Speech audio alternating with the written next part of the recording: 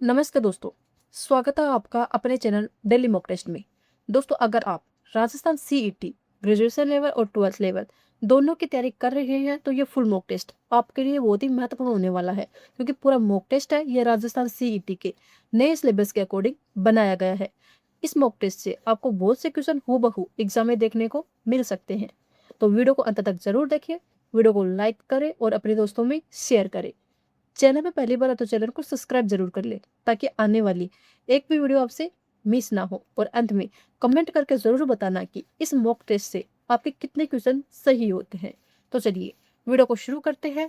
आज का हमारा पहला क्वेश्चन है, राजस्थान में बेराट से प्राप्त अशोककालीन शिलालेख की प्रमुख विशेषता क्या है?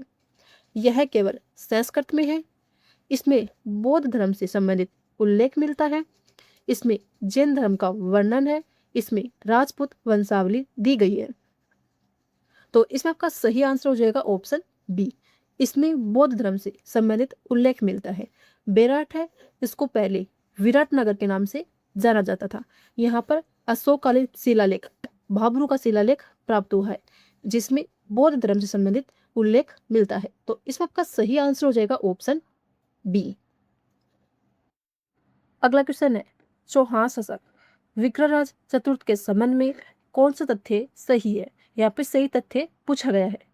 उसने मेवाड़ की स्थापना की, उसने अजमेर में संस्कृत शिक्षण केंद्र का विकास किया, उसने जोधपुर की स्थापना की, उसने हल्दी घाटी का युद्ध लड़ा। तो इसमें आपका सही आंसर हो जाएगा ऑप्शन बी। उसने अजमेर में संस्कृत शिक्षण केंद्र का विकास किया। विग्रहराज चतुर्थ है, इसको विसल देव के नाम से भी जाना जाता है। विसल देव है, ये साहित्य और शिक्षा के संरक्षक थे और इन्होंने अजमेर में संस्कृत शिक्षण केंद्र का विकास किया। तो इसमें आपका सही आंसर हो जाएगा ऑप्शन बी। अगला क्वेश्चन है, कुंभलगढ़ दुर्ग के निर्माण का श्रेय किस शासक को दिया जाता है? राणा सांगा को, महाराणा कुंभा को, महाराणा प्रताप को या राणा हमीर को? तो इसमें आपका सही आंसर हो जाएगा ऑप्शन बी, महाराणा कुंभा को। कुंभलगढ़ दुर्ग है, इसके निर्माण का श्रेय महाराणा कुंभा को दिया जाता है और कुंभलगढ़ दुर्ग है ये राजसमंद जिले में स्थित है। तो इसमें आपका सही आंसर हो जाएगा ऑप्शन बी। अगला क्वेश्चन है, विजय स्तंभ का निर्माण महाराणा कुंभा ने किस विजय की समृद्धि में कराया था? दिल्ली सल्तनत पर विजय, मालवा के सुल्तान मोहम्मद खिलजी पर विजय, गुजरात के सुल्तान पर विजय या मुगलों पर विजय? तो इसमें आपका सही आंसर हो जाएगा ऑप्शन बी, मालवा के सुल्तान मोहम्मद खिलजी पर विजय। विजय स्तंभ कहाँ पर स्थित है? तो ये चित्तौड़गढ़ दुर्ग में स्थित है। चित्तौड़गढ़ दुर्ग में स्थित विजय स्तंभ का निर्माण है महाराणा कुंभा ने मालवा के सुल्तान मोहम्मद खिलजी प्रथम पर विजय की स्मृति में करवाया था। तो इसमें आपका सही आंसर हो जाएगा ऑप्शन बी। अगला क्वेश्चन है, राजस्थान में दादू दयाल की शिक्षाओं का प्रमुख आधार क्या था? मूर्ति पूजा का विस्तार, निर्गुण भक्ति एवं सामाजिक समरसता, केवल वैदिक कर्मकांड या शैव तंत्र? तो इसमें आपका सही आंसर हो जाएगा ऑप्शन बी, निर्गुण भक्ति एवं सामाजिक समरसता दादू दयाल की शिक्षाओं का प्रमुख आधार था। राजस्थान में दादू दयाल निर्गुण भक्ति परंपरा के प्रमुख संत माने जाते हैं। उन्होंने जात पात, धार्मिक भेदभाव और भारी आडंबरों का विरोध किया था। तो इसमें आपका सही आंसर हो जाएगा ऑप्शन बी। अगला क्वेश्चन है, मारवाड़ में दुर्गादास राठौड़ का प्रमुख ऐतिहासिक योगदान किससे संबंधित था? महाराणा प्रताप की सहायता, अजीत सिंह की उत्तराधिकारी की रक्षा, जयपुर राज्य की स्थापना या भरतपुर राज्य की स्थापना? तो इसमें आपका सही आंसर हो जाएगा ऑप्शन बी, अजीत सिंह के उत्तराधिकारी की रक्षा।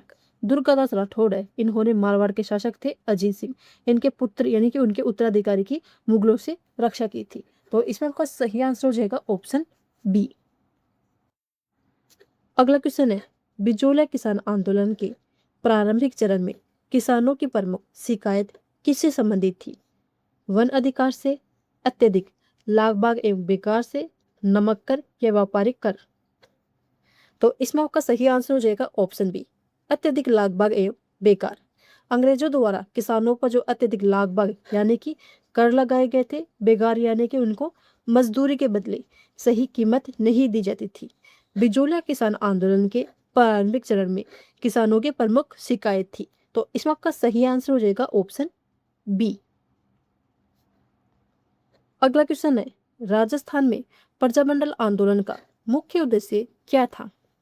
अंग्रेजों के साथ व्यापार बढ़ाना, देशी रियासतों में उत्तरदायी शासन की स्थापना, सामंतों की शक्ति बढ़ाना, राजाओं की निरंकुशता को मजबूत करना। तो इसमें आपका सही आंसर हो जाएगा ऑप्शन बी, देशी रियासतों में उत्तरदायी शासन की स्थापना करना राजस्थान में प्रजामंडल आंदोलन का मुख्य उद्देश्य था। तो इसमें आपका सही आंसर हो जाएगा ऑप्शन बी।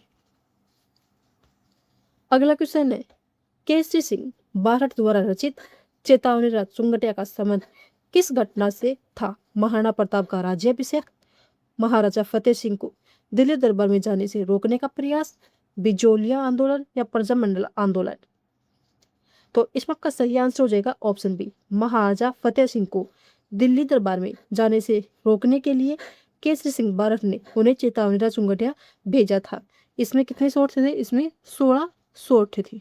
तो इसमें आपका सही आंसर हो जाएगा ऑप्शन बी। अगला क्वेश्चन है, राजस्थान के इतिहास में आहट संस्कृति का प्रमुख संबंध किस काल से माना जाता है? पूरा पाषाण काल से, तमर पाषाण काल, लोहा युग या मध्यकाल? तो इसमें आपका सही आंसर हो जाएगा ऑप्शन बी, तमर पाषाण काल। राजस्थान के इतिहास में आहट संस्कृति का संबंध है ये तमर पाषाण काल से माना जाता है। तो इसमें आपका सही आंसर हो जाएगा ऑप्शन बी। अगला क्वेश्चन है, राजस्थान में अरावली पर्वतमाला की सामान्य दिशा क्या है? उत्तर दक्षिण, दक्षिण पश्चिम से उत्तर पूर्व, पूर्व पश्चिम, दक्षिण पूर्व से उत्तर पश्चिम। तो इसमें आपका सही आंसर हो जाएगा ऑप्शन बी, दक्षिण पश्चिम से उत्तर पूर्व। राजस्थान में अरावली पर्वतमाला की सामान्य दिशा है। तो इसमें आपका सही आंसर हो जाएगा ऑप्शन बी। अगला क्वेश्चन है, राजस्थान में सर्वाधिक ऊंचाई वाला क्षेत्र किस पर्वत शिखर से संबंधित है? तारागढ़, गुरु शिखर, रघुनाथगढ़ या अंचलगढ़? तो इसमें आपका सही आंसर हो जाएगा ऑप्शन बी, गुरु शिखर। राजस्थान में सर्वाधिक ऊंचाई वाला क्षेत्र है ये गुरु शिखर है, यानी कि राजस्थान की सबसे ऊंची चोटी है ये गुरु शिखर है। ये कहाँ पे है? तो ये माउंट आबू, सिरोही में ये स्थित है। इसकी ऊंचाई कितनी है? तो लगभग 1722 मीटर इसकी ऊंचाई है। तो इसमें आपका सही आंसर हो जाएगा ऑप्शन बी। अगला क्वेश्चन है, राजस्थान की चंबल नदी का बीहड़ क्षेत्र मुख्यतः किस प्रकार के अपरदन से निर्मित हुआ है? पवन अपरदन, नली अपरदन, हिमानी अपरदन या समुद्री अपरदन? तो इसमें आपका सही आंसर हो जाएगा ऑप्शन बी, नली अपरदन। चंबल क्षेत्र में वर्षा का पानी को काटते हुए गहरी नालियां बनाता है। इस प्रकार के अपवर्दन को क्या कहते हैं? गली अपरदन या नली अपरदन कहते हैं। यानी कि वर्षा का जल जब मिट्टी में चलता है तो ये नाली की तरह क्या बना देता है? यहाँ पे बड़ी बड़ी नालियां बना देता है और इनको ही नली अपरदन या गली अपरदन कहा जाता है। तो इसमें आपका सही आंसर हो जाएगा ऑप्शन बी। अगला क्वेश्चन है, समर झील किस प्रकार की झील का प्रमुख उदाहरण है? मीठे पानी की झील, अंतर्देशीय लवणीय झील, हिमानी झील या ज्वालामुखी झील? तो इसमें आपका सही आंसर हो जाएगा ऑप्शन बी, अंतर्देशीय लवणीय झील। सांबर झील है ये अंतर्देशीय लवणीय झील का उदाहरण है। सांबर झील से बड़े पैमाने पर नमक का उत्पादन किया जाता है। तो इसमें आपका सही आंसर हो जाएगा ऑप्शन बी। अगला क्वेश्चन है, राजस्थान में कर्क रेखा निम्न में से किस जिले से होकर गुजरती है? बीकानेर से, डूंगरपुर, जैसलमेर या नागौर? तो इसमें आपका सही आंसर हो जाएगा ऑप्शन बी, डूंगरपुर। कर्क रेखा राजस्थान के दक्षिणी भाग से होकर गुजरती है जिसमें से डूंगरपुर जिला आता है। तो इसमें आपका सही आंसर हो जाएगा ऑप्शन बी, यानी कि कर्क रेखा है ये राजस्थान के डूंगरपुर जिले से होकर गुजरती है।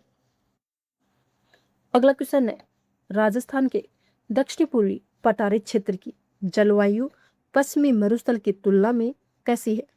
अधिक शुष्क, अपेक्षाकृत अधिक आर्द्र, पूर्णतः ठंडी, समान रूप से शुष्क? तो इसमें आपका सही आंसर हो जाएगा ऑप्शन बी, उपेक्षाकृत अधिक आर्द्र। पश्चिमी मरुस्थल में वर्षा की मात्रा कम है जबकि दक्षिण पूर्वी पठारी क्षेत्र में वर्षा है ये अधिक मात्रा में होती है। इसीलिए दक्षिण पूर्वी पठारी क्षेत्र की जलवायु है ये पश्चिमी मरुस्थल की तुलना में अधिक आर्द्र है। तो इसमें आपका सही आंसर हो जाएगा ऑप्शन बी। अगला क्वेश्चन है, इंदिरा गांधी नहर परियोजना का सबसे महत्वपूर्ण भौगोलिक प्रभाव क्या रहा? दक्षिण राजस्थान में हिमपात बढ़ना, पश्चिमी राजस्थान के शुष्क क्षेत्रों में सिंचाई एवं कृषि का विस्तार, अरावली की ऊंचाई बढ़ना, चंबल के प्रवाह में वृद्धि। तो इसमें आपका सही आंसर हो जाएगा ऑप्शन बी, पश्चिमी राजस्थान के शुष्क क्षेत्रों में सिंचाई एवं कृषि विस्तार। इंदिरा गांधी नहर परियोजना है ये पश्चिमी राजस्थान की महत्वपूर्ण सिंचाई परियोजना है। इससे पश्चिमी राजस्थान के शुष्क क्षेत्रों में सिंचाई एवं कृषि का विस्तार हुआ है। तो इसमें आपका सही आंसर हो जाएगा ऑप्शन बी। अगला क्वेश्चन है, राजस्थान में मरुस्थलीकरण को बढ़ाने वाली प्रमुख प्राकृतिक प्रक्रिया कौन सी है? अत्यधिक हिमपात, पवन अपवर्तन, ज्वालामुखी गतिविधि, समुद्री कटाव। तो इसमें आपका सही आंसर हो जाएगा ऑप्शन बी, पवन अपवर्तन। पश्चिमी राजस्थान में गर्मी के मौसम में तेज आंधियां चलती है जिसके कारण तेज हवाएं मिट्टी की ऊपरी परत को उड़ाकर ले जाती है। इसे ही क्या कहा जाता है? पवन अपवर्तन कहा जाता है। तो इसमें आपका सही आंसर हो जाएगा ऑप्शन बी। अगला क्वेश्चन है, भारतीय संविधान की कौन सी अनुसूची पंचायतों के कार्यों से संबंधित विषयों की सूची प्रदान करती है? 7वीं अनुसूची, 9वीं अनुसूची, 11वीं अनुसूची या 12वीं अनुसूची? तो इसमें आपका सही आंसर हो जाएगा ऑप्शन सी, 11वीं अनुसूची। भारतीय संविधान की 11वीं अनुसूची में पंचायतों से संबंधित 29 विषय दिए गए हैं। इसे 73वें संविधान संशोधन के द्वारा जोड़ा गया था। तो इसमें आपका सही आंसर हो जाएगा ऑप्शन सी।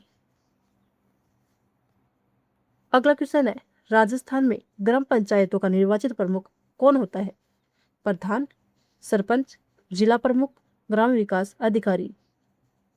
तो इसमें आपका सही आंसर हो जाएगा ऑप्शन बी, सरपंच। ग्राम पंचायत का निर्वाचित प्रमुख है ये सरपंच होता है। तो इसमें आपका सही आंसर हो जाएगा ऑप्शन बी। अगला क्वेश्चन है, राजस्थान विधानसभा में धन विधेयक प्रस्तुत करने के लिए किसकी पूर्व अनुशंसा आवश्यक होती है? मुख्यमंत्री की, राज्यपाल की, विधानसभा अध्यक्ष की या वित्त सचिव की? तो इसमें आपका सही आंसर हो जाएगा ऑप्शन बी, राज्यपाल की। किसी भी धन विधेयक को विधानसभा में प्रस्तुत करने के लिए राज्यपाल की पूर्व अनुशंसा आवश्यक होती है। तो इसमें आपका सही आंसर हो जाएगा ऑप्शन बी। अगला क्वेश्चन है, राज्यपाल की अध्यादेश जारी करने की शक्ति भारतीय संविधान की किस अनुच्छेद में है? अनुच्छेद 123, अनुच्छेद 213, अनुच्छेद 214 या अनुच्छेद 200? तो इसमें आपका सही आंसर हो जाएगा ऑप्शन बी, अनुच्छेद 213। अनुच्छेद 213 के तहत राज्यपाल ये अध्यादेश जारी कर सकता है। तो इसमें आपका सही आंसर हो जाएगा ऑप्शन बी। अगला क्वेश्चन है, राजस्थान में जिला परिषद का निर्वाचित प्रमुख कहलाता है? प्रधान, सरपंच, जिला प्रमुख या सभापति? तो इसमें आपका सही आंसर हो जाएगा ऑप्शन सी, जिला प्रमुख। जिला परिषद का निर्वाचित प्रमुख है ये जिला प्रमुख कहलाता है। तो इसमें आपका सही आंसर हो जाएगा ऑप्शन सी। अगला क्वेश्चन है, राज्य में मुख्यमंत्री की नियुक्ति कौन करता है? राष्ट्रपति, राज्यपाल, विधानसभा अध्यक्ष, उच्च न्यायालय के मुख्य न्यायाधीश? तो इसमें आपका सही आंसर हो जाएगा ऑप्शन बी, राज्यपाल। मुख्यमंत्री की नियुक्ति है ये राज्यपाल के द्वारा की जाती है। तो इसमें आपका सही आंसर हो जाएगा ऑप्शन बी। अगला क्वेश्चन है, राजस्थान लोक सेवा आयोग के अध्यक्ष एवं सदस्यों की नियुक्ति किसके द्वारा की जाती है? मुख्यमंत्री के द्वारा, विधानसभा के द्वारा, राज्यपाल के द्वारा या राष्ट्रपति के द्वारा? तो इसमें आपका सही आंसर हो जाएगा ऑप्शन सी, राज्यपाल के द्वारा। राजस्थान लोक सेवा आयोग के अध्यक्ष एवं सदस्यों की नियुक्ति है ये राज्यपाल के द्वारा की जाती है। तो इसमें आपका सही आंसर हो जाएगा ऑप्शन सी। अगला क्वेश्चन है, राजस्थान में नगर निगम की निर्वाचित प्रमुख को सामान्यतः क्या कहा जाता है? प्रधान, महापौर, जिला प्रमुख या सभापति? तो इसमें आपका सही आंसर हो जाएगा ऑप्शन बी, महापौर। नगर निगम के निर्वाचित प्रमुख को महापौर कहा जाता है। तो इसमें आपका सही आंसर होगा ऑप्शन बी। अगला क्वेश्चन है, राजस्थान की फर्श चित्रकला के संदर्भ में निम्नलिखित में से कौन सा युग में सर्वाधिक उपयुक्त है? बाबूजी जोशी चित्रकार, देवनारायण भील चित्रकार, बाबूजी भोपा भोपी, मुम्मल कावड़िया भाट। तो इसमें आपका सही आंसर हो जाएगा ऑप्शन सी, बाबूजी की फड़ का वाचन है। ये नायक जाति के भोपा और भोपी के द्वारा रावण हत्या वाद्य यंत्र के साथ किया जाता है, जबकि देवनारायण जी के फड़ का वाचन है ये गुज्जर जाति के भोपों के द्वारा किया जाता है। तो इसमें आपका सही आंसर हो जाएगा ऑप्शन सी। अगला क्वेश्चन है, गवरी लोकनाट्य की विशेषताओं के संबंध में कौन सा कथन सही है? आपको सही कथन बताना है कि कौन सा है। यह मुख्यतः मारवाड़ के राठौड़ राजवंश का नृत्य है। यह मेवाड़ के भील समुदायों की धार्मिक लोकनाट्य परंपरा है। इसमें केवल महिला कलाकार भाग लेती है। यह केवल दरबारी मनोरंजन के लिए विकसित हुआ। तो इसमें आपका सही आंसर हो जाएगा ऑप्शन बी, गवरी लोकनाट्य है। ये मेवाड़ के भील समुदाय की धार्मिक लोकनाट्य परंपरा है। तो इसमें आपका सही आंसर हो जाएगा ऑप्शन बी। अगला क्वेश्चन है, राजस्थान की किशनगढ़ चित्र शैली की पहचान निम्नलिखित में से किस विशेषता से सर्वाधिक होती है? अत्यधिक ज्यामितीय आकृतियां, लंबी कमनीय आंखों एवं नुकीली नाक वाली नारी आकृति, केवल युद्ध दृश्यों का चित्रण, केवल वन्य जीव का चित्रण। तो इसमें आपका सही आंसर हो जाएगा ऑप्शन बी, लंबी कमनीय आंखों एवं नुकीली नाक वाली नारी आकृति किशनगढ़ चित्रशैली की विशेषता है। किशनगढ़ चित्रशैली का प्रमुख चित्र कौन सा है? तो ये बनी ठनी है। बनी ठनी चित्र में लंबी कमनीय आंखों एवं नुकीली नाक वाली नारी की आकृति, ये सभी विशेषता इसमें पाई जाती है। तो इसमें आपका सही आंसर हो जाएगा ऑप्शन बी। अगला क्वेश्चन है, थेवा कला के संबंध में निम्नलिखित में से कौन सा कथन सही है? आपको यहाँ पे सही कथन बताना है कि कौन सा है। इसमें चांदी को संगमरमर पर जड़ा जाता है। इसमें सोने की महीन जाली को रंगीन कांच पर संयोजित किया जाता है। इसमें केवल लकड़ी पर नक्काशी की जाती है। इसमें मिट्टी को प्राकृतिक रंगों से सजाया जाता है। तो इसमें आपका सही आंसर हो जाएगा ऑप्शन बी, थेवा कला में सोने की महीन जाली को रंगीन कांच पर संयोजित किया जाता है। और थेवा कला है ये प्रतापगढ़ जिले की प्रसिद्ध है। तो इसमें आपका सही आंसर हो जाएगा ऑप्शन बी। अगला क्वेश्चन है, राजस्थान की कावड़ कला की सबसे विशिष्ट विशेषता क्या है? धातु के प्लेटों पर चित्रांकन, बहुपट्टी लकड़ी के ढांचे द्वारा कथात्मक प्रस्तुति, कपड़े पर केवल देवी देवताओं के चित्र, पत्थर पर उभरी हुई नक्काशी। तो इसमें आपका सही आंसर हो जाएगा ऑप्शन बी, बहुपट्टी लकड़ी के ढांचे द्वारा कथात्मक प्रस्तुति। यह कावड़ कला की प्रमुख विशेषता है। तो इसमें आपका सही आंसर हो जाएगा ऑप्शन बी। अगला क्वेश्चन है, राजस्थान के लोकवाद्य भपंग की तकनीकी विशेषता क्या है? इसमें वायु के दबाव से स्वर उत्पन्न होता है। तार के तनाव में परिवर्तन करके विभिन्न स्वर उत्पन्न किए जाते हैं। इसमें केवल धातु की प्लेटें होती है। इसे केवल ताल देने के लिए प्रयोग किया जाता है। तो इसमें आपका सही आंसर हो जाएगा ऑप्शन बी, तार के तनाव में परिवर्तन करके विभिन्न स्वर उत्पन्न किए जाते हैं। किसमें? भपक वाद्य यंत्र है। ये क्या होता है? ये तद्वाद्य यंत्र है, यानी कि ये तार वाला वाद्य यंत्र है। इसमें तार के तनाव में परिवर्तन करके विभिन्न स्वर उत्पन्न किए जाते हैं। तो इसमें आपका सही आंसर हो जाएगा ऑप्शन बी। अगला क्वेश्चन है, राजस्थान की मांडना चित्रकला के संबंध में निम्नलिखित में से कौन सा कथन सही है? आपको यहाँ पे सही कथन बताना है कि कौन सा है। यह केवल कपड़े पर बनाई जाती है। यह मुख्यतः शुभ अवसरों पर फर्श एवं दीवारों पर बनाया जाता है। इसमें केवल प्राकृतिक पत्थरों का प्रयोग होता है। यह केवल राज दरबारों में बनाई जाती है। तो इसमें आपका सही आंसर हो जाएगा ऑप्शन बी, इसे मुख्यतः शुभ अवसरों पर फर्श एवं दीवारों पर बनाया जाता है। मानना है यह राजस्थान में शुभ अवसर पर, यानी कि दीपावली, होली या किसी जन्म उत्सव पर फर्श एवं दीवारों पर गोबर से बनाया जाता है। तो इसमें आपका सही आंसर हो जाएगा ऑप्शन बी। अगला क्वेश्चन है, राजस्थान के चरी नृत्य की प्रस्तुति में निम्नलिखित में से कौन सा तत्व है इसकी विशिष्ट पहचान है? हाथ में तलवार लेकर नृत्य, सिर पर चरी रखकर नृत्य, मुकुटा पहनकर अभिनय, कठपुतलियों के साथ नृत्य। तो इसमें आपका सही आंसर हो जाएगा ऑप्शन बी, सिर पर चरी रखकर नृत्य। चरी नृत्य की प्रस्तुति करते समय जो नर्तक है अपने सिर पर चरी यानी कि घड़ा रखकर क्या करते हैं, नृत्य करते हैं। ये चरी नृत्य की विशिष्ट विशेषता है। तो इस वक्त का सही आंसर हो जाएगा ऑप्शन बी। अगला क्वेश्चन है, राजस्थान की ब्लू पोट्री के बारे में निम्नलिखित में से कौन सा कथन इसे अन्य मर्दभंड कलाओं से अलग करता है। इसमें केवल लाल मिट्टी का प्रयोग होता है, इसमें क्वाइजाइट आधारित मिश्रण तथा विशिष्ट नीले रंग की सजा प्रमुख है, इसमें केवल लकड़ी का प्रयोग होता है, इसमें केवल काले रंग का प्रयोग होता है। तो इसमें आपका सही आंसर हो जाएगा ऑप्शन बी, ब्लू पोट्री में क्वाइजाइट आधारित मिश्रण तथा विशिष्ट नीले रंग की सजा प्रमुख है। यानी कि ब्लू पोट्री है, इसमें नीले रंग का प्रयोग प्रमुखता से किया जाता है। तो इस वक्त का सही आंसर हो जाएगा ऑप्शन बी।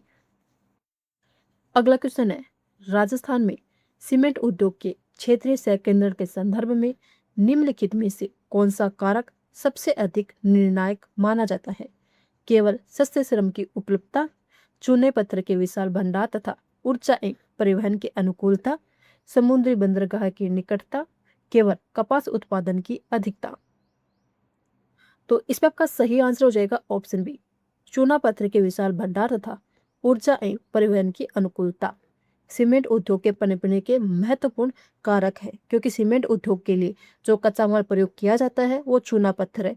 जहां पर भी चूना पत्थर के विशाल भंडार होंगे वहां पर सीमेंट उद्योग पनपेगा। इसके अलावा ऊर्जा और परिवहन की अनुकूलता भी निर्णायक भूमिका निभाते हैं। तो इसमें आपका सही आंसर हो जाएगा ऑप्शन बी। अगला क्वेश्चन है, राजस्थान में बाजरे की कृषि के संबंध में निम्नलिखित में से कौन सा कथन सर्वाधिक उपयुक्त है। इसे अत्यधिक वर्षा एवं जल भराव वाले क्षेत्रों में उगाया जाता है, यह कम वर्षा, उच्च तापमान तथा उपेक्षाकृत शुष्क परिस्थितियों के अनुकूल है, इसकी खेती मुख्यतः शीत ऋतु में होती है, इसके लिए काली मिट्टी और अत्यधिक सिंचाई आवश्यक है। तो इसमें आपका सही आंसर हो जाएगा ऑप्शन बी, बाजरा है ये कम वर्षा, उच्च तापमान तथा उपेक्षाकृत शुष्क परिस्थितियों की अनुकूलता वाले वातावरण में उगता है, इसकी पैदावार है कम वर्षा और उच्च तापमान वाले क्षेत्रों में होती है। तो इसमें आपका सही आंसर हो जाएगा ऑप्शन बी। अगला क्वेश्चन है, राजस्थान के सड़क परिवहन के संदर्भ में स्वर्णिम चतुर्भुज परियोजना का सबसे महत्वपूर्ण प्रभाव निम्न में से किस रूप में देखा जा सकता है। केवल ग्रामीण सड़कों का निर्माण, राज्य के प्रमुख महानगरीय केंद्रों को राष्ट्रीय परिवहन नेटवर्क से बेहतर जोड़ना, केवल सीमावर्ती गांवों को जोड़ना, केवल पर्यटन स्थलों के बीच संपर्क स्थापित करना। तो इसमें आपका सही आंसर हो जाएगा ऑप्शन बी, स्वर्णिम चतुर्भुज परियोजना का मुख्य उद्देश्य था राज्य के प्रमुख महानगरीय क्षेत्रों या केंद्रों को राष्ट्रीय परिवहन नेटवर्क से जोड़ना। तो इसमें आपका सही आंसर हो जाएगा ऑप्शन बी। अगला क्वेश्चन है, राजस्थान की प्राकृतिक वनस्पति के संदर्भ में निम्नलिखित में से कौन सा युग्म सबसे उपयुक्त है। अत्यधिक वर्षा उष्णकटिबंधीय सदाबहार वन, पश्चिमी शुष्क क्षेत्र उष्णकटिबंधीय कांटेदार एवं झाड़ीदार वनस्पति, अत्यधिक ठंड मैक्रो वनस्पति, जलभराव क्षेत्र पर्वतीय शंकुधारी वन। तो इसमें आपका सही आंसर हो जाएगा ऑप्शन बी, पश्चिमी शुष्क क्षेत्र में उष्णकटिबंधीय कांटेदार एवं झाड़ीदार वनस्पति पाई जाती है। इनमें से खेजड़ी, बबूल, रोहिड़ा और बेर के वृक्ष पाए जाते हैं। यानी कि शुष्क पश्चिमी क्षेत्र है वहां पर उष्णकटिबंधीय कांटेदार और झाड़ीदार वनस्पति पाई जाती है। तो इसमें आपका सही आंसर हो जाएगा ऑप्शन बी। अगला क्वेश्चन है, संख्या श्रृंखला से है, आपको बताना है कि यहाँ पे कौन सी संख्या आएगी, 156, 158, 160 या 162। तो इसमें आपका सही आंसर होगा ऑप्शन बी, 158। क्यों आएगी, क्योंकि इसमें किया क्या गया है, हर संख्या को 2 से गुणा करके 2 जोड़ रहे हैं। यानी कि 3 को 2 से गुणा करेंगे फिर उसमें 2 प्लस करेंगे, कितना हो जाएगा, ये 8 हो जाएगा। ठीक उसी प्रकार 8 को 2 से गुणा करेंगे फिर प्लस 2 करेंगे, ये तो कितना हो जाएगा, 18 होगा। ठीक उसी प्रकार 18 को 2 से गुणा करेंगे प्लस उसमें 2 कर देंगे, कितना हो जाएगा, ये हो जाएगा 38। ठीक उसी प्रकार हमें 78 को 2 से गुणा करना है फिर प्लस 2 करना है, तो ये कितना हो जाएगा, ये हो जाएगा 158। तो इसमें आपका सही आंसर होगा ऑप्शन बी। अगला क्वेश्चन है, अक्षर श्रृंखला है, अक्षर श्रृंखला अगला क्वेश्चन आपको बताना है कि यहाँ पर क्या आएगा। ए जेड आया है, फिर बी वाई आया है, इसी प्रकार सी एक्स आया है। क्या हुआ, यहाँ पे ए है, बी है, सी है, डी है, आगे क्या आएगा, ई आएगा। ठीक उसी प्रकार यहाँ पे उल्टा लिखा गया है, जेड वाई एक्स डब्ल्यू, तो यहाँ पे क्या आएगा, यहाँ पे आएगा वी। तो इसमें आपका सही आंसर हो जाएगा ऑप्शन ए। अगला क्वेश्चन है, यदि किसी कूट भाषा में मैंगो को इस प्रकार लिखा जाता है तो यहाँ पे ग्रेप्स को कूट क्या होगा। तो क्या होगा, मैंगो को क्या लिखा गया है, यहाँ पर MANGO, यहाँ पर 13, 1, 14, 7 और 15 लिखा गया है। कैसे लिखा गया है, यहाँ प्रत्येक अक्षर की अल्फाबेट में पोजीशन है वो लिखी गई है। एम कितने नंबर पर आता है, तो एम आता है यहाँ पर 13 नंबर पर, ए आता है 1 नंबर पर, एन आता है 14 नंबर पर, जी आता है ये 7 नंबर पर, ओ आता है 15 नंबर पर। ठीक उसी प्रकार हम ग्रेप्स को लिखेंगे। तो जी कितने पर आएगा, तो जी आएगा 7 नंबर पर। आर कितने पर आता है, आर आता है 18 पर, ए आता है 1 पर, पी आता है 16 पर और ई आता है 5 पर। तो इसमें आपका सही आंसर हो जाएगा ऑप्शन ए। अगला क्वेश्चन है, एक महिला की ओर संकेत करते हुए मोहन ने कहा, वह मेरे पिता की एकलौती पुत्री की पुत्री है। वह महिला मोहन से किस प्रकार संबंधित है, बहन, भतीजी, भांजी या चचेरी बहन।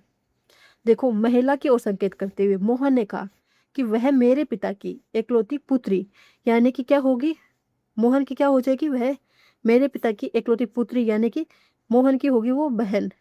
और पुत्री की पुत्री पूछा है, यानी कि बहन की पुत्री। बहन की पुत्री क्या लगेगी मोहन की, तो ये लगेगी भांजी। तो इसमें आपका सही आंसर हो जाएगा ऑप्शन सी। अगला क्वेश्चन है, रवि उत्तर की ओर 8 मीटर चला, फिर दाएं मुड़कर 6 मीटर चला, फिर दाएं मुड़कर 8 मीटर चला, अंत में बाएं मुड़कर 4 मीटर चला। वह प्रारंभिक बिंदु से कितनी दूरी और किस दिशा में है। तो देखो, रवि है, सबसे पहले 8 मीटर क्या चलता है, उत्तर की ओर चलता है। उसके बाद फिर दाएं मुड़कर 6 मीटर चला, दाएं मुड़ के वह 6 मीटर चलता है, और फिर दाएं मुड़कर 8 मीटर चला, और अंत में बाएं मुड़कर वो 4 मीटर चलता है। अब देखो, इस 8 से ये 8 कट जाएगा, 6 और 4 क्या हो जाएगा, ये प्लस हो जाएगा। तो कितनी दूरी पर है, 10 मीटर की दूरी पर है, और ये कौन सी दिशा में है, तो ये पूर्व दिशा में है। तो इसमें आपका सही आंसर हो जाएगा ऑप्शन ए। अगला क्वेश्चन है, कथन और निष्कर्ष का है। कथन है, सभी शिक्षक शिक्षित है। इसने कहा कि सभी शिक्षक है, ये क्या है, शिक्षित है। और दूसरा कथन है, कुछ शिक्षित व्यक्ति लेखक है। कुछ शिक्षित व्यक्ति क्या है, यहाँ पे लेखक है। तो पहला निष्कर्ष क्या निकलता है, कुछ शिक्षक लेखक है। इसने कहा कि कुछ शिक्षक लेखक है, तो कुछ शिक्षक लेखक नहीं है, तो ये गलत है। दूसरा निष्कर्ष है, सभी शिक्षक शिक्षित है। सभी शिक्षक क्या है, शिक्षित है, तो ये बिल्कुल सही है। तो इसमें आपका सही आंसर हो जाएगा ऑप्शन बी, केवल दूसरा निष्कर्ष यहाँ पे सही है। अगला क्वेश्चन है, विषम पद चुनिए। 121, 169, 225, 289।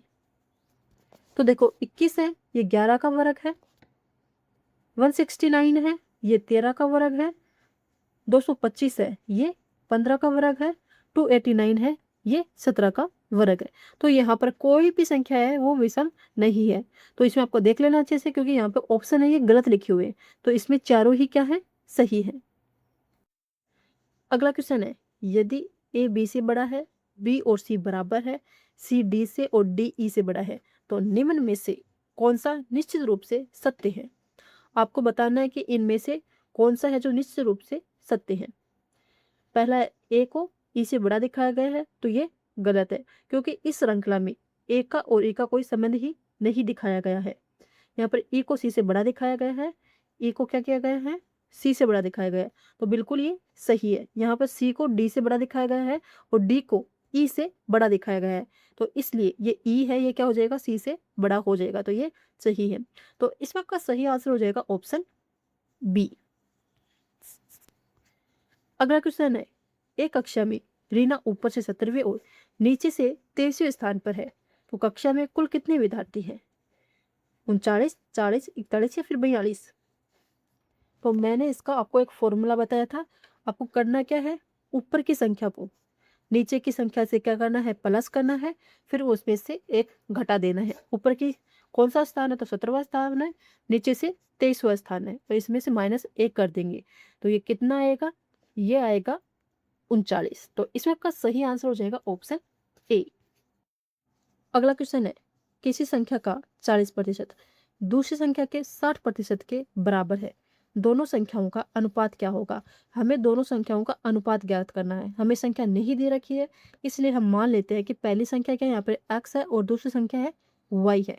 प्रश्न के अनुसार पहली संख्या 40% दूसरे के 60% के बराबर है, यानी कि 40% गुणा x बराबर कितना होगा, 60% गुणा y के बराबर है।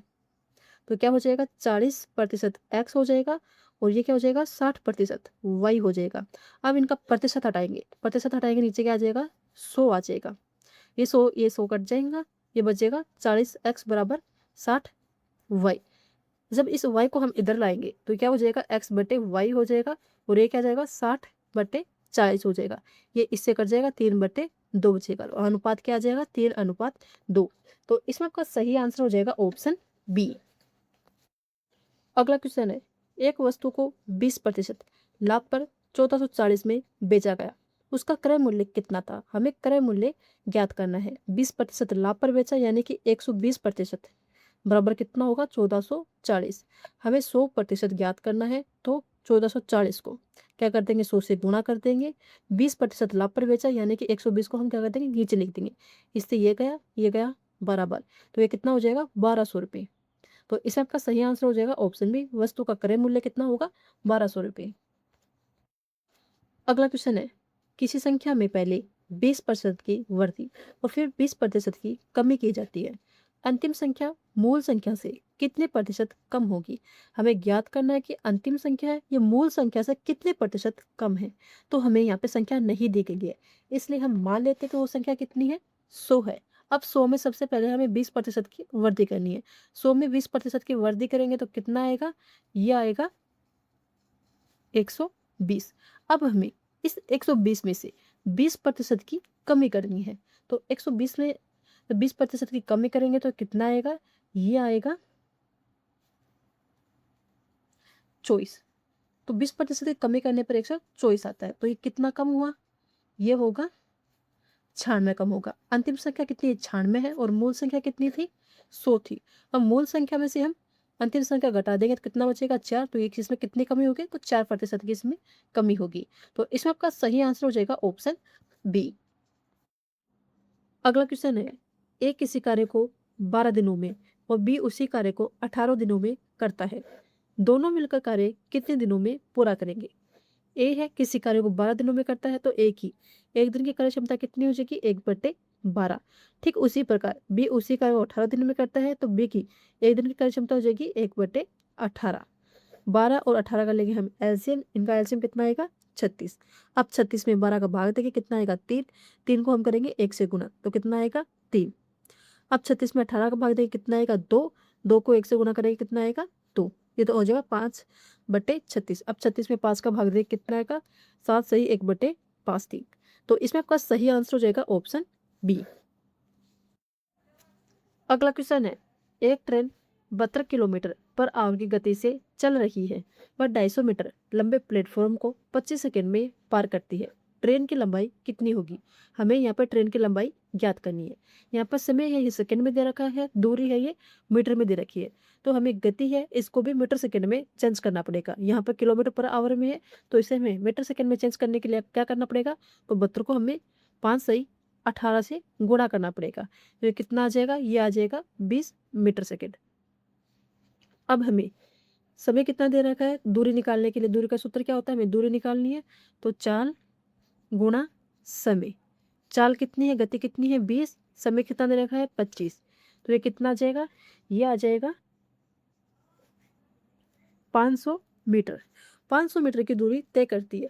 अब देखो, जब एक ट्रेन प्लेटफॉर्म को पार करती है तो वो सिर्फ प्लेटफॉर्म की लंबाई को पार नहीं करती है, वे अपनी लंबाई को भी पार करती है।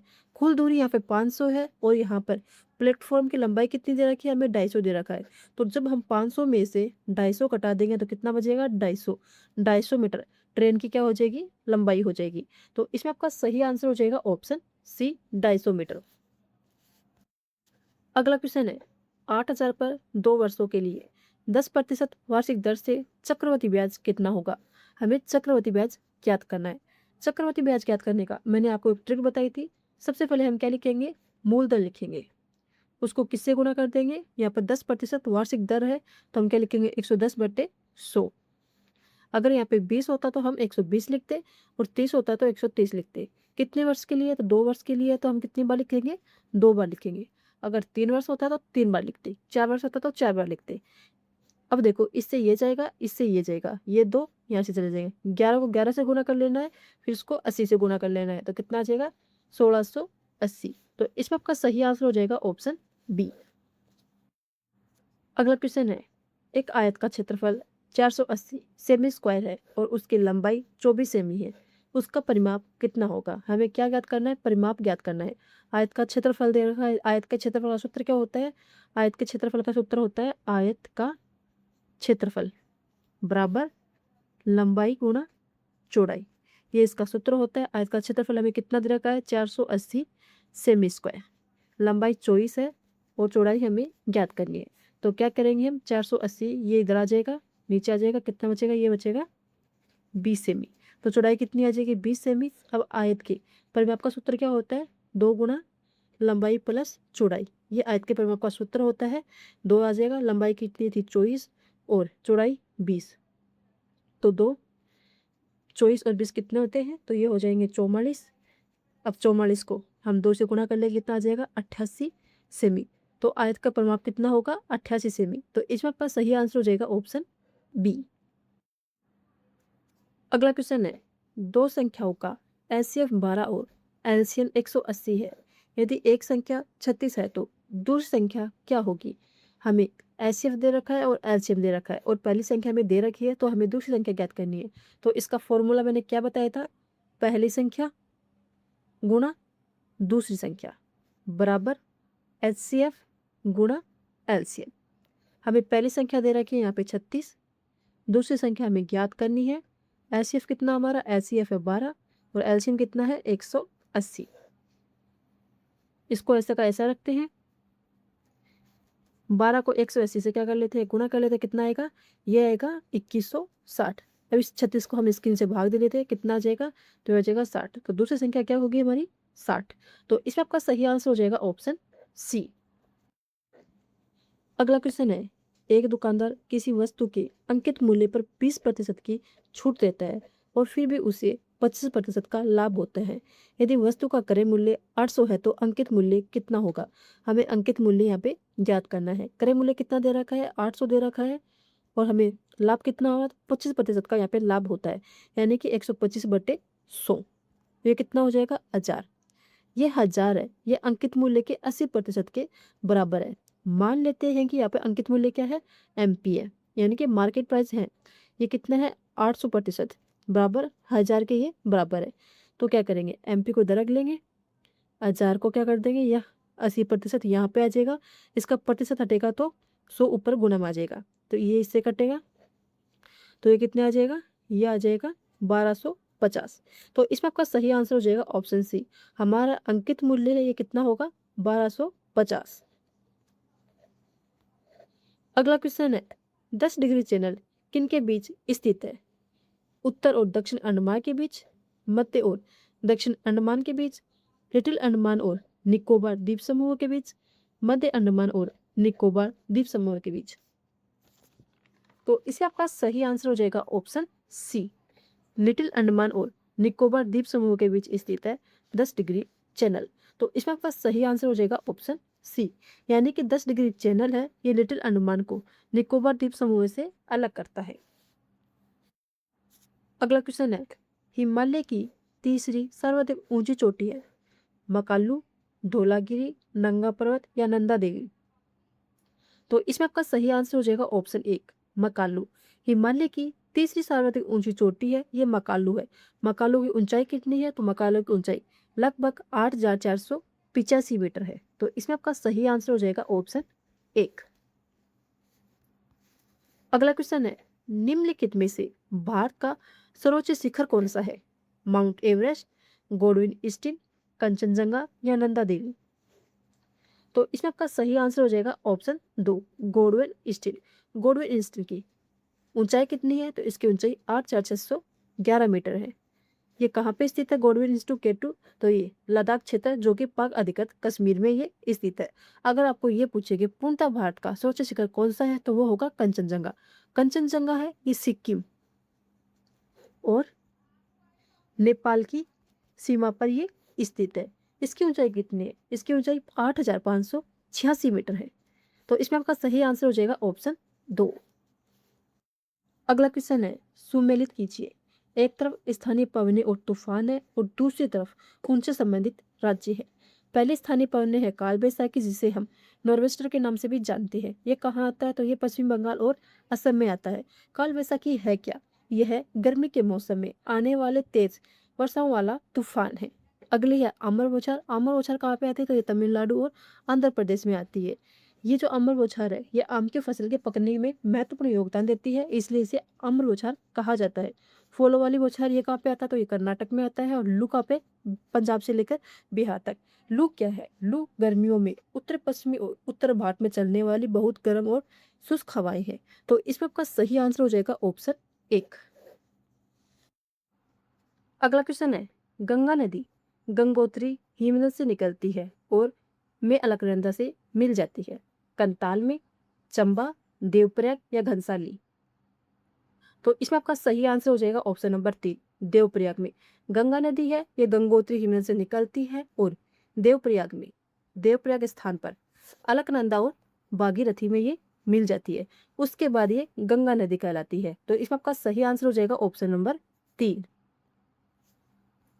अगला क्वेश्चन है, संकोच पनबिजली परियोजना किन दो देशों के बीच का संयुक्त उद्यम है? भारत और भूटान के बीच का, भारत और नेपाल के बीच का, भारत और चीन या नेपाल और भूटान के बीच का? तो इसमें आपका सही आंसर हो जाएगा ऑप्शन 1, भारत और भूटान। संकोच पनबिजली परियोजना है ये भारत और भूटान के बीच की संयुक्त परियोजना है। तो इसमें आपका सही आंसर हो जाएगा ऑप्शन नंबर 1। अगला क्वेश्चन है, भारत में शंकुधारी वृक्ष में पाई जाती है? मैंग्रोव वन में, उष्णकटिबंधीय सदाबहार वन में, उष्णकटिबंधीय कांटेदार वन में या पर्वतीय वन में? तो इसमें आपका सही आंसर हो जाएगा ऑप्शन नंबर 4, पर्वतीय वन में। शंकुधारी वृक्ष है ये पर्वतीय वन में पाए जाते हैं। शंकुधारी वृक्ष है ये मुख्य रूप से ठंडे और ऊंचाई वाले पर्वतीय क्षेत्रों में पाए जाते हैं। तो इसमें आपका सही आंसर हो जाएगा ऑप्शन नंबर 4। अगला क्वेश्चन है, मार्ले मिंटो सुधार का उद्देश्य था? शिक्षा को बढ़ावा, प्रांतीय विधानसभा में दलितों के लिए आरक्षित सीटें, मुसलमानों के लिए अलग निर्वाचन मंडल, केंद्रीय विधान परिषद में सदस्यों की संख्या में बढ़ोतरी? तो इसमें आपका सही आंसर हो जाएगा ऑप्शन नंबर 3, मुसलमानों के लिए अलग निर्वाचन मंडल। मार्ले मिंटो सुधार अधिनियम का मुख्य उद्देश्य था मुसलमानों के लिए अलग से निर्वाचन मंडल की व्यवस्था करना। तो इसमें आपका सही आंसर हो जाएगा ऑप्शन नंबर 3। अगला क्वेश्चन है, स्वतंत्र भारत के प्रथम विधि मंत्री कौन थे? Maulana Azad, JL Nehru, doctor VR Ambedkar, Vallabh भाई पटेल? तो इसमें आपका सही आंसर हो जाएगा option number 3, doctor VR Ambedkar. स्वतंत्र भारत के प्रथम विधि मंत्री कौन थे? Doctor VR Ambedkar. ये प्रथम विधि और न्याय मंत्री थे। तो इसमें आपका सही आंसर होगा ऑप्शन नंबर 3। अगला क्वेश्चन है, राज्य पुनर्गठन अधिनियम कब पारित हुआ था? 1956 में, 1952 में, 1953 में या 1955 में? तो इसमें आपका सही आंसर हो जाएगा ऑप्शन नंबर 1, 1956 में। राज्य पुनर्गठन अधिनियम है ये 1956 में पारित हुआ था। तो इसमें आपका सही आंसर हो जाएगा ऑप्शन नंबर 1। अगला क्वेश्चन है, निम्नलिखित में से कौन सी भारतीय संविधान की एक मुख्य विशेषता नहीं है? सबसे लंबा लिखित संविधान, दोहरी नागरिकता, एकीकृत और स्वतंत्र न्यायपालिका, सार्वभौमिक वैश्विक मताधिकार? तो इसमें आपका सही आंसर हो जाएगा ऑप्शन नंबर 2, दोहरी नागरिकता। ये भारतीय संविधान की विशेषता नहीं है। भारतीय संविधान के अंतर्गत नागरिकों को एकल नागरिकता दी गई है, न कि दोहरी नागरिकता। इसके अलावा भारत का जो संविधान है ये सबसे लंबा लिखित संविधान है, एकीकृत और स्वतंत्र न्यायपालिका है और सार्वभौमिक विवेचक मताधिकार, ये सभी भारतीय संविधान की विशेषता है। तो इसमें आपका सही आंसर हो जाएगा ऑप्शन नंबर 2। भारत में दोहरी नागरिकता नहीं है, एकल नागरिकता है। ये आपको विशेष रूप से याद रखना है। अगला क्वेश्चन है, संविधान के किस भाग में कल्याणकारी राज्य की अवधारणा को विस्तार से उल्लेखित किया गया है? प्रस्तावना में, मूल कर्तव्य में, मूल अधिकार में, राज्य के नीति निर्देशक तत्व में। तो इसमें आपका सही आंसर हो जाएगा ऑप्शन नंबर 4। राज्य के नीति निर्देशक तत्व में कल्याणकारी राज्य की अवधारणा का विस्तार से उल्लेख किया गया है। राज्य के नीति निर्देशक तत्व है ये भारतीय संविधान के भाग 4 के अनुच्छेद 36 से लेके 51 तक इनका उल्लेख किया गया है। तो इसमें आपका सही आंसर हो जाएगा ऑप्शन नंबर 4। अगला क्वेश्चन है, राष्ट्रपति 5 वर्ष तक अपने पद पर रहता है अपने निर्वाचन की तारीख से, संसद द्वारा निर्धारित तिथि से, अपने पद ग्रहण के दिन से, निर्वाचन आयोग द्वारा घोषित तिथि से। तो इसमें आपका सही आंसर हो जाएगा ऑप्शन नंबर 3, अपने पद ग्रहण करने के दिन से। राष्ट्रपति है ये 5 वर्ष तक की जो सीमा है ये अपने पद ग्रहण करने के दिन से लेकर आने वाले 5 वर्षों तक वो अपने पद पर बना रहता है। तो इसमें आपका सही आंसर हो जाएगा ऑप्शन नंबर 3। अगला क्वेश्चन है, भारत के संविधान के कितने अनुच्छेदों में प्रधानमंत्री का उल्लेख किया गया है? केवल अनुच्छेद 74, 77 और 78 में, केवल अनुच्छेद 74, 75 और 77 में, केवल अनुच्छेद 74, 75 और 78 में, केवल अनुच्छेद 74, 75 और 76 में। तो इसमें आपका सही आंसर हो जाएगा ऑप्शन नंबर 3, केवल अनुच्छेद 74, 75 और 78 में प्रधानमंत्री का उल्लेख किया गया है। तो इसमें आपका सही आंसर हो जाएगा ऑप्शन नंबर 3। अगला क्वेश्चन है, choose the correct article to fill in the blank. He is university professor. यहाँ पर किस आर्टिकल का प्रयोग किया जाएगा? एन का, ए का, दे का या नॉन आर्टिकल? तो इसमें आपका सही आंसर होगा ऑप्शन नंबर 2, ए आर्टिकल का यहाँ पे प्रयोग होगा। क्यों होगा? यूनिवर्सिटी है, इसकी स्पेलिंग है ये यू से शुरू होती है जो कि एक वोवल साउंड है, लेकिन आर्टिकल में आर्टिकल का चुनाव है ये स्पेलिंग से नहीं बल्कि साउंड से होता है। और यूनिवर्सिटी का साउंड है या उच्चारण है ये यानी कि वाई से होता है जो कि क्या है? कॉन्सोनेंट साउंड है। कॉन्सोनेंट साउंड के लिए हमेशा ए आर्टिकल का प्रयोग किया जाता है। तो इसमें आपका सही आंसर हो जाएगा ऑप्शन नंबर 2। अगला क्वेश्चन है, choose the correct tense form for the blank. See a book when I saw her. तो इसमें आपका सही आंसर हो जाएगा option number 3, was reading. Was reading क्यों आएगा? क्योंकि वाक्य में दे रखा है व्हेन आई सा हर दिया है। यहाँ पे जो सा है ये किस में है? तो ये पास्ट टेंस में। जब भूतकाल में कोई काम चल रहा था और उसी दौरान कोई दूसरी घटना हुई है तो चल रहे काम के लिए पास्ट कंटिन्यूस टेंस का प्रयोग किया जाता है। और पास्ट कंटिन्यूस में वाज, वर प्लस वर्ब के फर्स्ट फॉर्म प्लस आईएनजी का प्रयोग किया जाता है। तो इसमें आपका सही आंसर हो जाएगा ऑप्शन नंबर 3, वाज रीडिंग आएगा। अगला क्वेश्चन है, change the following sentence into passive voice. आपको इस सेंटेंस को पैसिव वॉइस पे चेंज करना है। सेंटेंस क्या है? The teacher give him a book. इसको आपको पैसिव वॉइस पे चेंज करना है। तो यहाँ पे क्या दे रखा है? गिव दे रखा है, ये किस में है? तो ये सिंपल पास्ट टेंस में है। सिंपल पास्ट टेंस का पैसिव बनाते समय क्या आएगा? वाज, वर प्लस वर्ब के थर्ड फॉर्म में यहाँ का प्रयोग किया जाएगा। तो इसमें आपका सही आंसर क्या हो जाएगा? तो इसमें आपका सही आंसर हो जाएगा option number 1, he was given a book by the teacher. यहाँ पर गिव की थर्ड फॉर्म क्या होगी? गिवर होगी और वाज वर का यहाँ पे प्रयोग होगा। तो इसमें आपका सही आंसर हो जाएगा ऑप्शन नंबर 1। अगला क्वेश्चन है, change the following sentence into indirect speech. He said to me where are you going. आपको इस सेंटेंस को इनडायरेक्ट स्पीच में चेंज करना है। तो इनडायरेक्ट स्पीच में चेंज करने के लिए सेड टू किस में बदल जाएगा? ये बदल जाएगा आस्क्ड मी। ये डब्ल्यू एच वाला क्वेश्चन वाला क्या है? सेंटेंस है। तो इसमें डब्ल्यू एच वाला जो वेयर है ये ऐसे का ऐसे रहेगा और आर गोइंग है ये इसमें बदल जाएगा, ये वाज गोइंग में बदल जाएगा। तो इसमें आपका सही आंसर हो जाएगा option number 3, he ask me where I was going. तो इसमें आपका सही आंसर हो जाएगा ऑप्शन नंबर 3। अगला क्वेश्चन है, give one word substitution for a person who knows everything. इसका अर्थ होता है a person who knows everything का अर्थ होता है जो सब कुछ जानता हो। उसके लिए हम किस शब्द का प्रयोग करेंगे? तो उसके लिए हम प्रयोग करेंगे ओमनिशिएंट। इसका अर्थ होता है सर्वज्ञ। तो इसमें आपका सही आंसर हो जाएगा ऑप्शन नंबर 4। अगला क्वेश्चन है, choose the correct synonym of the word benevolent. Benevolent का अर्थ क्या होता है? इसका अर्थ होता है दयालु,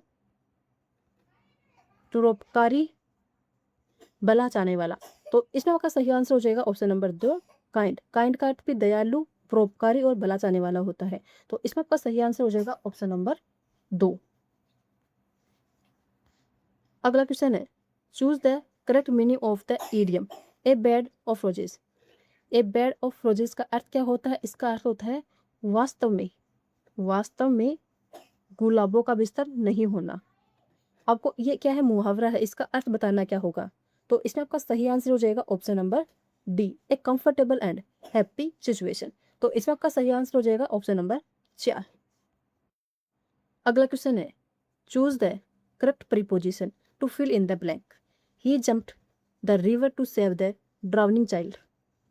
तो इसमें आपका सही आंसर हो जाएगा ऑप्शन नंबर 3 इंटू। इंटू क्यों आएगा? यह व्यक्ति है, ये बाहर से नदी के अंदर प्रवेश कर रहा है। जब किसी स्थान के अंदर जाने की गति बतानी हो तो वहां पर हमेशा इंटू का प्रयोग किया जाता है। तो इसमें आपका सही आंसर हो जाएगा ऑप्शन नंबर 3। अगला क्वेश्चन है, सूर्योदय शब्द में कौन सी संधि है? दीर्घ संधि है, गुण संधि, वर्धी संधि या यण संधि? तो इसमें आपका सही आंसर हो जाएगा ऑप्शन नंबर 2 गुण संधि। सूर्योदय का सही संधि विच्छेद क्या होगा? सूर्य प्लस उदय। इसका सही संधि विच्छेद होगा। सूर्य से निकलेगा ए और उदय से निकलेगा उ। ए और उ जब मिलते हैं तो ये क्या बनाते हैं? ओ बनाते हैं, और ये गुण संधि का उदाहरण है। तो इसमें आपका सही आंसर हो जाएगा ऑप्शन नंबर 2। अगला क्वेश्चन है, नीलकमल शब्द में कौन सा समास है? द्वंद्व समास, बहुव्रीहि समास, कर्मधारय समास या तत्पुरुष समास? तो इसमें आपका सही आंसर हो जाएगा ऑप्शन नंबर 3 कर्मधारय समास। नीलकमल का सही समास विग्रह क्या होगा? नीला है जो कमल, ये इसका सही समास विग्रह होगा। नीला है, ये कमल की क्या बता रहा है? विशेषता बता रहा है। इसलिए यहाँ पर क्या होगा? कर्मधारय समास होगा। जहां पर भी विशेष्य और विशेषण होता है वहां पर हमेशा कौन सा समास होगा? वहां पर हमेशा कर्मधारय समास होगा। तो इसमें आपका सही आंसर हो जाएगा ऑप्शन नंबर 3। अगला क्वेश्चन है, अमृत शब्द का पर्यायवाची शब्द नहीं है। पीयूष, सुधा, अचल या अमीय? तो इसमें आपका सही आंसर हो जाएगा ऑप्शन नंबर 3 अचल। पीयूष, सुधा और अमीय ये क्या है? अमृत के पर्यायवाची है। जबकि अचल है, इसका अर्थ होता है जो स्थिर रहता है, उसके लिए हम अचल शब्द का प्रयोग करते हैं। तो इसमें आपका सही आंसर हो जाएगा ऑप्शन नंबर 3। अगला क्वेश्चन है, उग्र शब्द का विलोम शब्द क्या होगा? सौम्य, कठोर, सरल या तीक्ष्ण? तो इसमें आपका सही आंसर हो जाएगा ऑप्शन नंबर 1 सौम्य। उग्र का अर्थ होता है तेज, प्रचंड और कठोर। ये सभी क्या है? उग्र के समानार्थी है।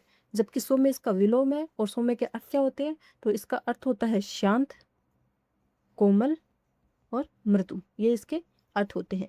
तो इसमें आपका सही आंसर होगा ऑप्शन नंबर 1 उग्र का सही विलोम होगा सौम्य। अगला क्वेश्चन है, पेड़ से पत्ता गिरा। इस वाक्य में कारक कौन सा है? करण कारक, अपादान कारक, संप्रदान कारक या कर्म कारक? तो इसमें आपका सही आंसर हो जाएगा ऑप्शन नंबर 2 अपादान कारक। पेड़ से पत्ता गिरा यानी कि पत्ता है, ये क्या हो रहा है? पेड़ से अलग हो रहा है। और जहां पर भी अलग होने का भाव होता है वहां पर हमेशा अपादान कारक होता है। तो इसमें आपका सही आंसर हो जाएगा ऑप्शन नंबर 2। अगला क्वेश्चन है, वह खाना खा रहा होगा। इस वाक्य में कौन सा काल है? सामान्य वर्तमान काल, आसन भूतकाल, संदिग्ध भूतकाल या संदिग्ध वर्तमान काल? तो इसमें आपका सही आंसर हो जाएगा ऑप्शन नंबर 4 संदिग्ध वर्तमान काल। संदिग्ध वर्तमान काल क्यों होगा? यहाँ पर दे रखा रहा होगा से वर्तमान समय में किसी कार्य के होने की संभावना या संदेह का पता चलता है, इसलिए इसमें संदिग्ध वर्तमान काल होगा। तो इसमें आपका सही आंसर हो जाएगा ऑप्शन नंबर 4। अगला क्वेश्चन है, मोहन ने पत्र लिखा। इस वाक्य में क्रिया का कौन सा भेद है? आक्रामक क्रिया, सक्रमक क्रिया, प्रेरणार्थक क्रिया या पूर्वकालिक क्रिया? तो इसमें आपका सही आंसर हो जाएगा ऑप्शन नंबर 2, सक्रमक क्रिया। मोहन ने पत्र लिखा, इसमें सक्रमक क्रिया है। क्यों है? क्योंकि यहाँ पर क्या है, पत्र, ये क्या है, कर्म है, और जिस वाक्य में कर्म मौजूद होता है वहां पर हमेशा सकर्मक क्रिया होती है, और क्रिया के साथ क्या और किसको लगा के प्रश्न करने पर उत्तर मिल रहे तो वहां पर हमेशा सकर्मक क्रिया होगी। अब देखो, मोहन ने क्या लिखा, क्या लिखा, मोहन ने पत्र लिखा, तो हमें यहाँ पे क्या का उत्तर मिल रहा है, इसलिए इसमें सकर्मक क्रिया होगी। तो इसमें आपका सही आंसर हो जाएगा ऑप्शन नंबर 2। अगला क्वेश्चन है, अंगूठा दिखाना मुहावरे का सही अर्थ क्या है? मदद करने से साफ मना करना, चिढ़ाना, अंगूठा चूसना या धोखा देना? तो इसमें आपका सही आंसर हो जाएगा ऑप्शन नंबर 1, मदद करने से साफ मना करना, अंगूठा दिखाना मुहावरे का सही और सटीक अर्थ होगा। तो इसमें आपका सही आंसर हो जाएगा ऑप्शन नंबर 1। अगला क्वेश्चन है, नयन शब्द का सही संधि विच्छेद क्या होगा? ने धन अन, ने धन अन, नो धन अन या ना धन इन? तो इसमें आपका सही आंसर हो जाएगा ऑप्शन नंबर 1, ने धन अन। नयन का सही संधि विच्छेद होगा। ने से निकलेगा ए और अन से निकलेगा ए, और ये क्या बनाएगा, ए और ए जब मिलते हैं क्या बनाते हैं, ये ए बनाते हैं, और ये क्या बनेगा, नयन। और इसमें कौन सी संधि है, तो इसमें अयाधि संधि है। तो इसमें आपका सही आंसर हो जाएगा ऑप्शन नंबर 1। अगला क्वेश्चन है, चतुरानन शब्द में कौन सा समास है? द्विगु समास, कर्मधारय समास, बहुव्रीहि समास या अव्यवही समास? तो इसमें आपका सही आंसर हो जाएगा ऑप्शन नंबर 3, बहुव्रीहि समास। चतुरानन, इसका सही समास वगैरह क्या होगा, चार आनंद। आनंद का क्या अर्थ होता है, इसका अर्थ होता है मुख है जिसके, यानी कि वर्मा जी। जिस शब्द में या जिस समासिक शब्द में कोई अन्य पद प्रदान होता है वहां पर हमेशा बहुव्रीहि समास होता है। तो इसमें आपका सही आंसर हो जाएगा ऑप्शन नंबर 3। अगला क्वेश्चन है, मानव शरीर में ऑर्थनिक चक्कर किस अंग में संपन्न होता है और इसके द्वारा मुख्य रूप से किसका निर्माण होता है? वक्र यूरिक एसिड, यकृत यूरिया, फेफड़े कार्बन डाइऑक्साइड, पलीया अमोनिया? तो इसमें आपका सही आंसर हो जाएगा ऑप्शन नंबर 2, यकृत। मानव शरीर में ऑर्थनिक चक्कर है, ये यकृत में संपन्न होता है और इसके द्वारा यूरिया का निर्माण किया जाता है। ऑर्थनिक चक्कर को यूरिया चक्कर भी कहा जाता है। तो इसमें आपका सही आंसर हो जाएगा ऑप्शन नंबर 2। अगला क्वेश्चन है, प्रकाश संश्लेषण के दौरान केल्विन चक्कर में प्रथम स्थायी उत्पाद कौन सा बनता है? ओक्लोएसिटिक एसिड, फॉस्फोग्लिसरिक एसिड या ग्लूकोज या पायरिक एसिड? तो इसमें आपका सही आंसर हो जाएगा ऑप्शन नंबर 2, फॉस्फोग्लिसरिक एसिड का निर्माण होता है प्रकाश संश्लेषण के दौरान केल्विन चक्र के प्रथम स्थायी उत्पाद के रूप में। तो इसमें आपका सही आंसर हो जाएगा ऑप्शन नंबर 2।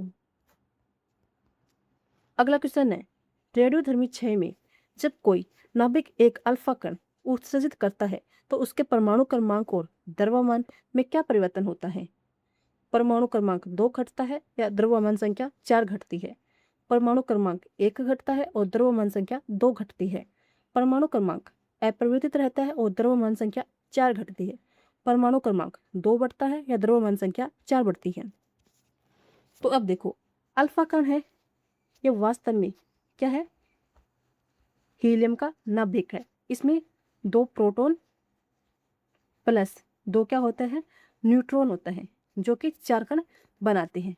तो जब रेडियोधर्मी क्षय में एक अल्फा कण उत्सर्जित होता है तो उसमें क्या होगा, तो उसमें होगा परमाणु क्रमांक क्या होगा, 2 घटेगा। द्रव्यमान क्या होगी, संख्या है ये 4 घटती है। क्यों घटती है? क्योंकि इसमें 2 प्रोटॉन और 2 न्यूट्रॉन होती है जो कि 4 कण बनाते हैं। और अल्फा कण जब उत्सर्जित करता है एक कण को तो उसमें परमाणु क्रमांक तो 2 घटेगा और द्रव्यमान संख्या है ये 4 घटती है। तो इसमें आपका सही आंसर हो जाएगा ऑप्शन नंबर 1। अगला क्वेश्चन है, निम्नलिखित में से कौन सी मिश्र धातु में कॉपर के साथ मुख्य रूप से जिंक के स्थान पर टिन मिलाया जाता है और वह गन मेटल का घटक है? पीतल, कांस्य, जर्मन सिल्वर या टाइप मेटल? तो इसमें आपका सही आंसर हो जाएगा ऑप्शन नंबर 2, कांस्य। जब हम कॉपर को जिंक के साथ मिक्स करते हैं तो ये क्या बनता है, ये पीतल बनता है। लेकिन जब कॉपर के साथ कॉपर के साथ टिन और कांस्य मिलाया जाता है तो ये गन मेटल का घटक बन जाता है। तो इसमें आपका सही आंसर हो जाएगा ऑप्शन नंबर 2। अगला क्वेश्चन है, मानव नेत्र में समंजन क्षमता किसके संकुंचन और शिथिलीकरण के कारण उत्पन्न होती है? कॉर्निया के, सिलेरी पेशिया, आइरस या रेटिना? तो इसमें आपका सही आंसर हो जाएगा ऑप्शन नंबर 2, सिलेरी पेशिया। मानव नेत्र में समंजन क्षमता है, ये सिलेरी पेशियों के संकुंचन और शिथिलीकरण के कारण उत्पन्न होती है। तो इसमें आपका सही आंसर हो जाएगा ऑप्शन नंबर 2। अगला क्वेश्चन है, जब किसी गैस को रुद्र उसमें प्रक्रिया के तहत अचानक संकुचित किया जाता है तो उसके तापमान पर क्या प्रभाव पड़ता है? तापमान घट जाता है, तापमान बढ़ जाता है, तापमान अपरिवर्तित रहता है, पहले घटता है और फिर बढ़ता है? तो इसमें आपका सही आंसर हो जाएगा ऑप्शन नंबर 2, तापमान बढ़ जाता है। जब किसी गैस को रुद्र उसमें प्रक्रिया के तहत अचानक संकुचित किया जाता है तो उसका तापमान है वो बढ़ जाता है। तो इसमें आपका सही आंसर हो जाएगा ऑप्शन नंबर 2। अगला क्वेश्चन है, पादप हार्मोन जिब्रेलिन का मुख्य कार्य पौधे में क्या है? कोशिकाओं का विभाजन रोकना, तने की लंबाई में वृद्धि और बीज अंकुरण को प्रेरित करना, पत्तियों को मुरझाना, फूलों को कृत्रिम रूप से पकाना? तो इसमें आपका सही आंसर हो जाएगा ऑप्शन नंबर 2, तने की लंबाई में वृद्धि और बीज अंकुरण को प्रेरित करना। ये पादप हार्मोन है, जिब्रेलिन का मुख्य कार्य है। तो इसमें आपका सही आंसर हो जाएगा ऑप्शन नंबर 2, यानी कि तने की लंबाई में जो वृद्धि होती है ये जिब्रेलिन हार्मोन के कारण होती है और बीज अंकुरण भी इसी हार्मोन के कारण होता है। अगला क्वेश्चन है, आधुनिक ऑपरेटिंग सिस्टम में उपयोग होने वाली वर्चुअल मेमोरी की मुख्य कार्यप्रणाली किस पर आधारित है? हार्ड डिस्क के एक हिस्से को रैम के रूप में उपयोग करना, रैम की क्षमता को भौतिक रूप से बढ़ाना, कैश मेमोरी को प्रोसेस करना, रोम को फ्लैश करना? तो इसमें आपका सही आंसर हो जाएगा ऑप्शन नंबर 1, हार्ड डिस्क के एक हिस्से को रैम के रूप में उपयोग करना। तो इसमें आपका सही आंसर होगा ऑप्शन नंबर 1। अगला क्वेश्चन है, कंप्यूटर नेटवर्किंग में उपयोग होने वाले IPv6 एड्रेस की बिट लंबाई कितनी होती है? 32 बिट, 64 बिट, 128 बिट या 256 बिट? तो इस बात का सही आंसर हो जाएगा ऑप्शन नंबर 3, 128 बिट। IPv6 जो एड्रेस है इसकी बिट लंबाई है ये 128 बिट की होती है। तो इस बात का सही आंसर हो जाएगा ऑप्शन नंबर 3। एक होता है IPv4, इसकी बिट लंबाई होती है वो होती है 32 बिट। तो आपको दोनों ही याद रखना है, दोनों ही एग्जाम में पूछे जाते हैं। अगला क्वेश्चन है, डेटाबेस मैनेजमेंट सिस्टम में एसिड गुणों में आई का क्या अर्थ होता है? तो इसमें आपका सही आंसर होगा ऑप्शन नंबर 2, आइसोलेशन। एसिड की फुल फॉर्म क्या होती है? तो एसिड की फुल फॉर्म होती है एटोमिस्टी, कंसिस्टेंसी, आइसोलेशन, ड्यूरेबिलिटी। ये इसकी क्या होती है? फुल फॉर्म होती है, जिसमें आई का अर्थ होता है आइसोलेशन। तो इसमें आपका सही आंसर हो जाएगा ऑप्शन नंबर 2। अगला क्वेश्चन है, कंप्यूटर वाइटल इंफॉर्मेशन अंडरसीज किस प्रकार का प्रोग्राम है? हार्डवेयर ड्राइवर है, मलेशियस सॉफ्टवेयर जो स्वयं की प्रतिकृति बना सकता है, सिस्टम यूटिलिटी सॉफ्टवेयर है, ओपन सोर्स ऑपरेटिंग सिस्टम है? तो इसमें आपका सही आंसर हो जाएगा ऑप्शन नंबर 2, मलेशियस सॉफ्टवेयर है जो स्वयं की प्रतिकृति बना सकता है। तो इसमें आपका सही आंसर हो जाएगा ऑप्शन नंबर 2। अगला क्वेश्चन है, लिनक्स ऑपरेटिंग सिस्टम किस प्रकार के कर्नल पर आधारित है? Microkernel, monolithic kernel, hybrid kernel या एक्सो कर्नल? तो इसमें आपका सही आंसर हो जाएगा ऑप्शन नंबर 2, मोनोलिथिकस कर्नल।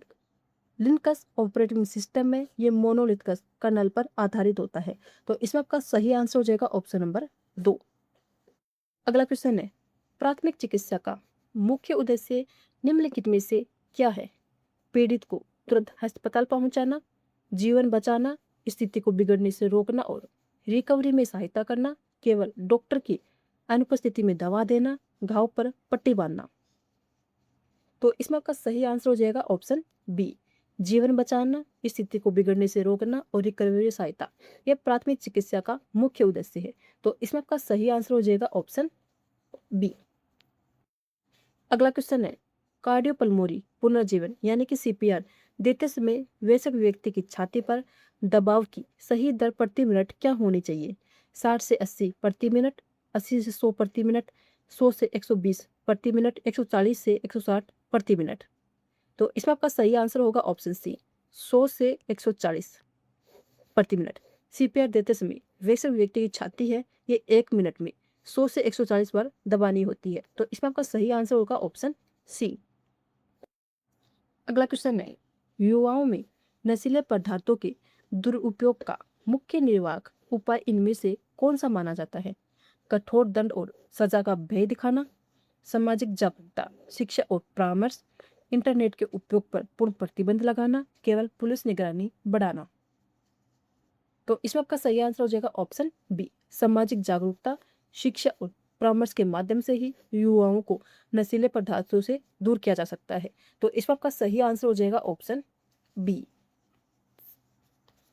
अगला क्वेश्चन है, सोशल मीडिया के अत्यधिक उपयोग से उपयोगकर्ता के मानसिक स्वास्थ्य पर आमतौर पर किस प्रकार का नकारात्मक प्रभाव पड़ सकता है?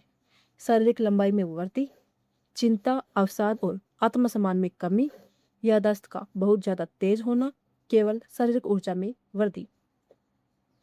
तो इसमें आपका सही आंसर हो जाएगा ऑप्शन बी, चिंता, अवसाद और आत्मसम्मान में कमी। सोशल मीडिया के अधिक उपयोग के कारण ये सब हो सकता है। तो इसमें आपका सही आंसर हो जाएगा ऑप्शन बी, यानी कि सोशल मीडिया से नकारात्मक प्रभाव क्या पड़ता है? चिंता बढ़ती है, अवसाद बढ़ता है यानी कि डिप्रेशन बढ़ता है और आत्मसम्मान में क्या आती है? कमी आती है। अगला क्वेश्चन है, यदि किसी व्यक्ति को बिजली का झटका लग जाए तो सबसे पहले क्या कदम उठाना चाहिए? पीड़ित को नंगे हाथों से तुरंत खींचना चाहिए, मुख्य बिजली आपूर्ति को बंद करना चाहिए, पीड़ित पर ठंडा पानी डालना चाहिए, तुरंत उसे दौड़ने के लिए कहना चाहिए। तो इसमें आपका सही आंसर हो जाएगा ऑप्शन बी, मुख्य बिजली आपूर्ति को बंद करना चाहिए, यानी कि जो मेन स्विच होता है उसको क्या करना चाहिए? ऑफ करना चाहिए जब भी किसी व्यक्ति को बिजली का झटका लगता है। तो इसमें आपका सही आंसर हो जाएगा ऑप्शन बी। अगला क्वेश्चन है, साइबर धोखाधड़ी और डिजिटल निगरानी पर रिपोर्टिंग के लिए 2026 का पुलित्जर पुरस्कार किसे प्रदान किया गया है? आर.के. आनंद और सुपर्णा शर्मा को, रविशंकर और अंजलि मेहता को, विनोद दुहा और बरखा दत्त को, सौरभ शुक्ला और निखिल जोशी को। तो इसमें आपका सही आंसर हो जाएगा ऑप्शन ए, आर.के. आनंद और सुपर्णा शर्मा को 2026 का पुलित्जर पुरस्कार दिया गया है। इस क्वेश्चन पर इंपॉर्टेंट क्वेश्चन लगाना, ये क्वेश्चन है एग्जाम में ऐसे का ऐसा छप सकता है। तो इसमें आपका सही आंसर होगा ऑप्शन ए।